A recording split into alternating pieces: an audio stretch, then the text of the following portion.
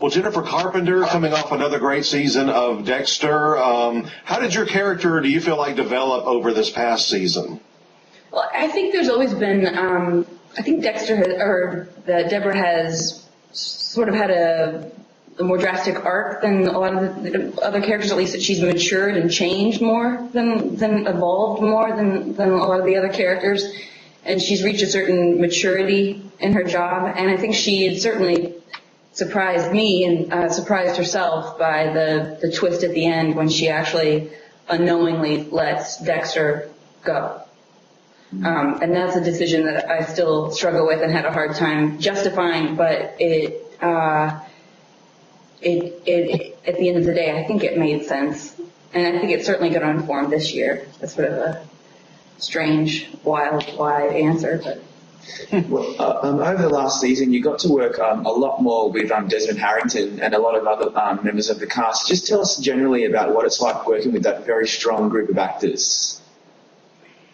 Everybody has such a unique personality and really strong energy. It's great working with Desmond because while he may not want me to tell people this, he just wears his heart on his sleeve. He's the softest, sweetest, kindest friend, and he puts up this tough exterior for his character and cares about him, Quinn, immensely, and as do all of the actors on this show. And I think that's what sustains it. I think that's why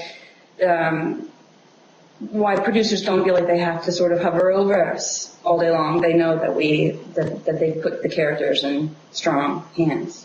And it makes your job really easy. You just look to the other people, listen to them, and then you have a genuine response because what they're giving you is so authentic.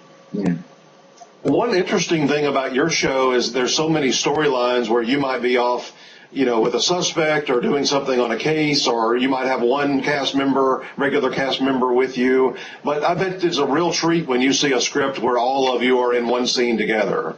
It's a lot of fun. It really is. We have a good time together. It also means, like, when I see that we're all together, it means it's going to be a very long day because we have to shoot everybody's coverage. But those are usually the days when we all end up having laughing fits. I know you wouldn't believe that we actually laugh on a show like that, but we do. It's actually a lot of fun to shoot. It's funny that you say that I'm not always with Dexter, that I'm usually just hanging out with other cast members. That's why it's funny to me that people say they have a hard time watching the show, because I rarely see any of the gore. I mean, granted, I see crime scenes, but I don't see him kill, and I don't see the blood, so it doesn't feel like a scary show to me. And what about a really fascinating thing about Dexter is that every season you get a whole new group of really interesting guest actors to kind of play a season-long arc. Like, obviously, we had John Lithgow, who won an Emmy. This past season, we had Julia Stiles, Peter Weller, Johnny Lee Miller. What's it like bringing on these new actors each season, and how long does it take for them to really start to gel and become part of the cast? Well, I think that the show and the show attracts such a high caliber of actors that it doesn't take them long to adjust, because I feel like that's yet another talent of theirs. But to be honest, it feels like it feels like a zoo. Like we sort of are looking at them and trying to get a read on them. They're trying to get a read on us, and before we know it, we figure out where we fit, and then the machine just starts running really smoothly. But you sort of feel each other out a little bit, and that happens a lot at the read-throughs. It feels like a chance to sort of disarm and stop being polite and start getting to the meat of the show. Or the only chance at a real rehearsal, really. Well, from this past season, we want to talk a little bit about maybe your Emmy chances coming up here in about a month or so in that supporting actress category. And if you get nominated, you'll have to choose an episode.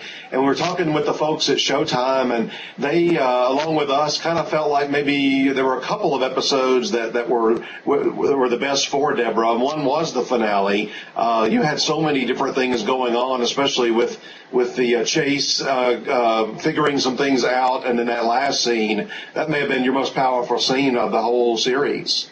Well, I don't think about Emmy chances at all. I don't even put any energy into that. I mean, I hope the show gets nominated. I would love to see the show. I don't know if you're supposed to say that, but that would be amazing. I mean, I had a lot of fun last year, and it's amazing that 5 years and now 6 years in, you can still say that you're challenged and excited by the job that you get to do. I don't know that there are a lot of people in the world that get to come home and say, well, I had a great day at work, and I'm one of those very lucky people. So that's the reward, the fact that we get to keep coming back year after year, that's the reward. And the fact we'll talk about the finale, though, for Deborah, and as an actress, when you get a script like that and you see so many good opportunities, what was it like for you working on the finale?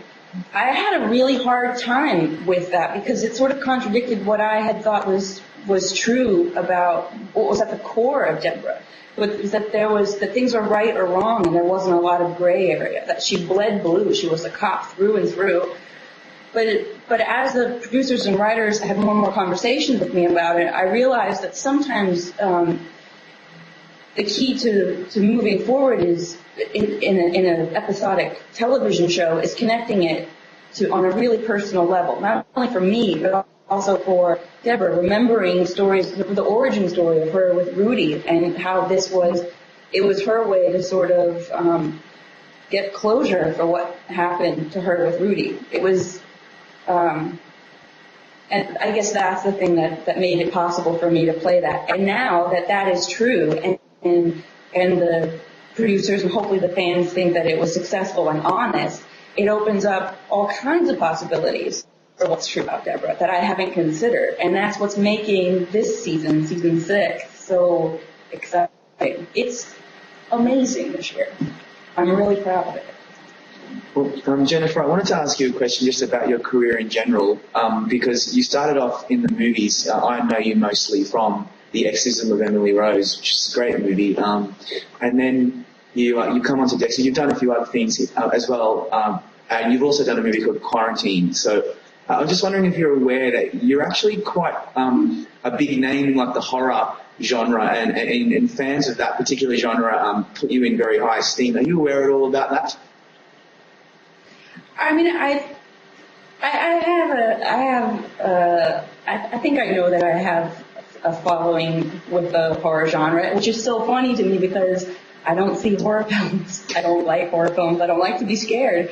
And what's funny is when I was in school, I was always cast as a clown, and that's where I was most comfortable. And it's been a battle to sort of get people to see me that way. I think once you scream, people can't unhear it, and that's how they know you. However, I will say that fans of the horror genre are faithful and proud and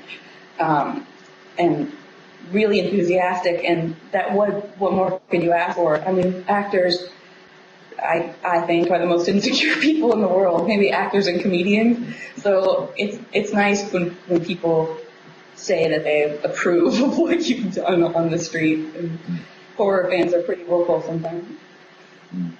So you're all on Dexter. Are you already filming the new season? Yeah, we're 2 episodes in. We're getting ready to start the 3rd. And who are some of the guest stars this season? We have Mos Def, and we have Colin Hanks, and it's really exciting. I mean, I don't know. I really don't know. I have a couple of ideas what some of the twists are, but I know there are 2 or 3 that they're really keeping a secret. So I'm really excited. The 4th script just showed up at my door, and if it were a film script, I would be stalking the director. I would be like figuring out who I could pay. I'd be dyeing my hair any color they wanted. Like I would want to be a part of it. It made me laugh. It felt like there were elements of it that felt like Silence of the Lambs. It was an amazing script. So well, it must be exhausting. It must be really exhausting keeping all the show's secrets from fans and friends and family. Like, I mean, you always have to be tight-lipped, right? It is really hard. I have a hard time when I buy gifts not saying, I got you this. I can't.